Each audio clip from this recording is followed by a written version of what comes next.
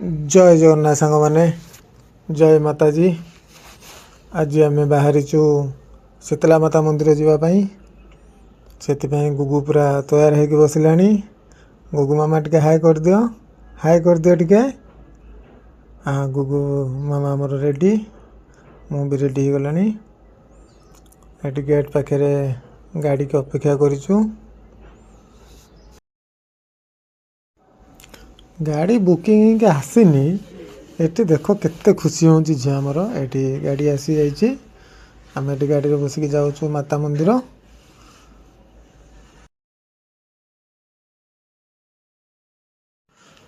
ये देख यहाँ हूँ आम गुगु मामार गाड़ी। आम यही गाड़ी जीव बोली बाहर थिलु किंतु जगह हबुनि गलुनि गाड़ी।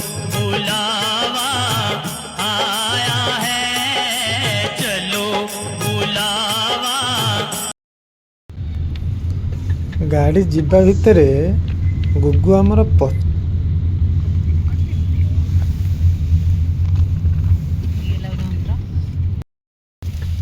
क्या देख रही मम्मा?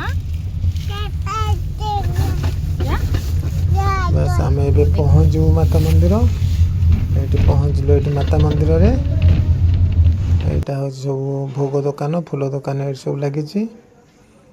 यहाँ ऊपर फ्लाईओवरटा है। नवरात्र टाइम रे बहुत भीड़ हेले यपटे सब यातायात करने। मामा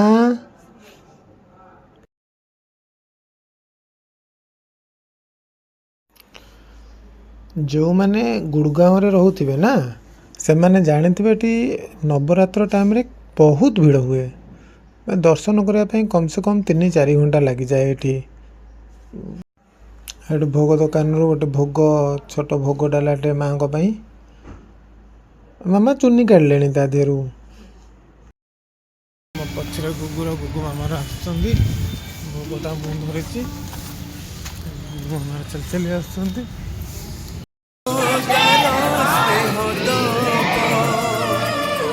वसुधाठु सौथिब दुखरे आहा करिब विपदरे साहब लुह लहु फुलतार किए बात जीव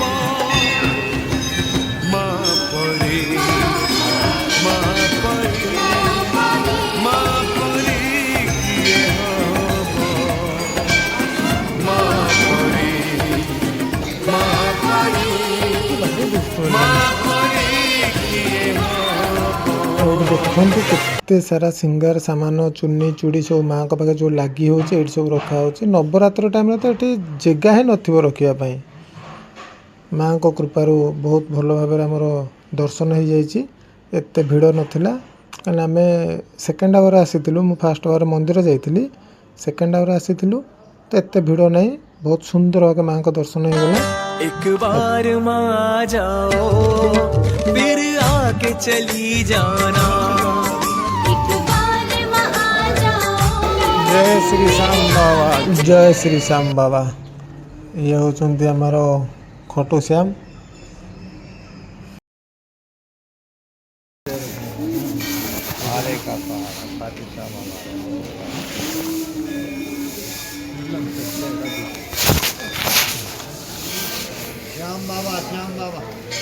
श्याम बाबा को दर्शन पर आम जीवु ये घर बनवाई। यहाँ कौ प्राचीन जुगर एटी गोटे प्रथा रही आसी एटी माता मंदिर रे जी जमी घर बनइब तार भविष्य से ही घर हम। तेणुक ये जो भक्त मैंने आसती समस्ते इठारे एमती घर ही करी। मोठार यही कथा शुणला गुगु आ गुगु मामा थय धरले सीधा ओह्ल पड़े घर बनवाई। ये केड़े सुंदर भागे घर बनाऊँ आप देखु। किंतु प्रथा अनुसार एठी जो मैंने घर बनई थे ना तांको घर भांगिकी तमें बनइबनी। तमें निजे से गोटा इटा कौट कलेक्ट करी तमें घर बनइब। क्या घर जदि भांगिकी तमें घर बनइल ताले सेतरे तुमर किछि भी लाभ हेबनी।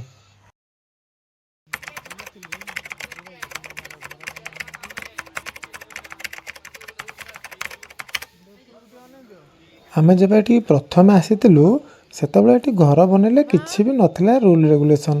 ଭକ୍ତମାନେ ନିଜ ସ୍ୱଇଚ୍ଛାରେ ଘର ବନାଉଥିଲେ ଯାଉଥିଲେ, କିନ୍ତୁ ଏବେ ଏଠି 20 ଟଙ୍କା ଲେଖା ନେଉଛନ୍ତି ଘର ବନେଇବା ପାଇଁ।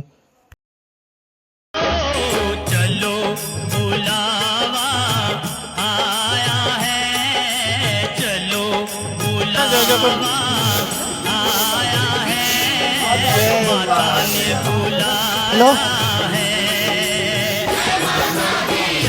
मामा बुलावा आया है, माता ने बुलाया है।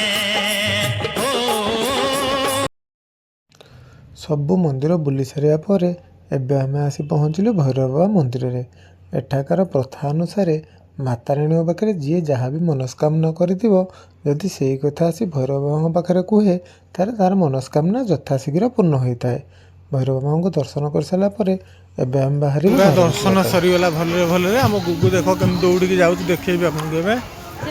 ପଛପଟେ ମନ୍ଦିର ସବୁ ଆମେ ଦର୍ଶନ କରିଛନ୍ତି।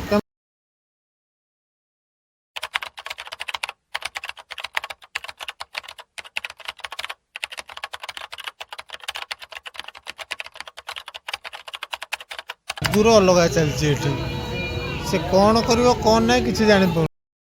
କିଛି ସମୟ ଗୁଗୁ ସେଠି ଖେଳି ସାରିଲା ପରେ ଆମେ ବାହାରିଯିବୁ ଏବେ ଷ୍ଟଲ୍ ବୁଲିବା ପାଇଁ।